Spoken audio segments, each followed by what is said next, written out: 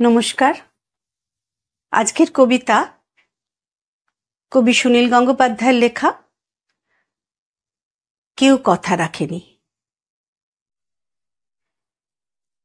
কেউ কথা রাখেনি।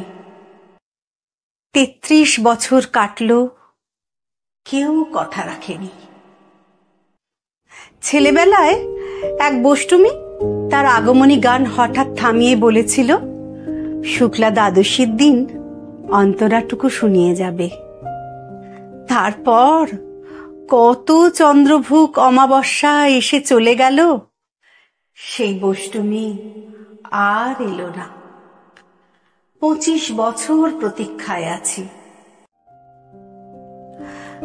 মামা বাড়ির মাঝি নাদের আলী বলেছিল, বড় হও দাদা ঠাকুর, তোমাকে আমি ৩ প্রহরের বিল দেখাতে নিয়ে যাব, যেখানে পদ্ম ফুলের মাথায় সাপ আর ভ্রমর খেলা করে।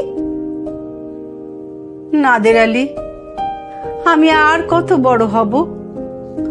আমার মাথা এই ঘরের ছাদ ফুঁড়ে আকাশ স্পর্শ করলে তারপর তুমি আমায় ৩ প্রহরের বিল দেখাবে? একটাও রয়্যাল গুলি কিনতে পারিনি কখনো। লাঠি লজেন্স দেখিয়ে চুষেছে লস্কর বাড়ির ছেলেরা।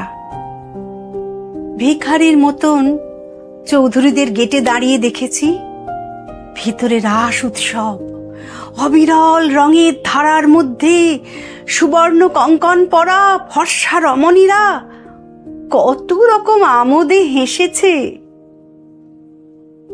আমার দিকে তারা ফিরেও চায়নি। বাবা আমার কাঁধ ছুঁয়ে বলেছিলেন, দেখিস একদিন আমরাও।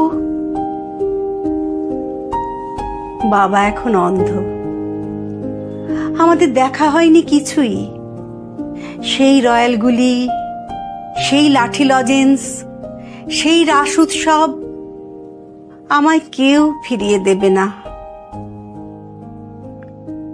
বুকের মধ্যে সুগন্ধি রুমাল রেখে বরুণা বলেছিল, যেদিন আমায় সত্যিকারের ভালোবাসবে সেদিন আমার বুকেও এরকম আতরের গন্ধ হবে। ভালোবাসার জন্য আমি হাতের মুঠোয় প্রাণ নিয়েছি, দুরন্ত ষাঁড়ের চোখে বেঁধেছি লাল কাপড়। বিশ্ব সংসার তন্ন তন্ন করে খুঁজে এনেছি ১০৮টা নীল পদ্ম। তবু কথা রাখেনি বরুণা। এখনো তার বুকে শুধুই মাংসের গন্ধ। এখনো সে যে কোনো নারী। কেউ কথা রাখেনি। ৩৩ বছর কাটলো, কেউ কথা রাখে না।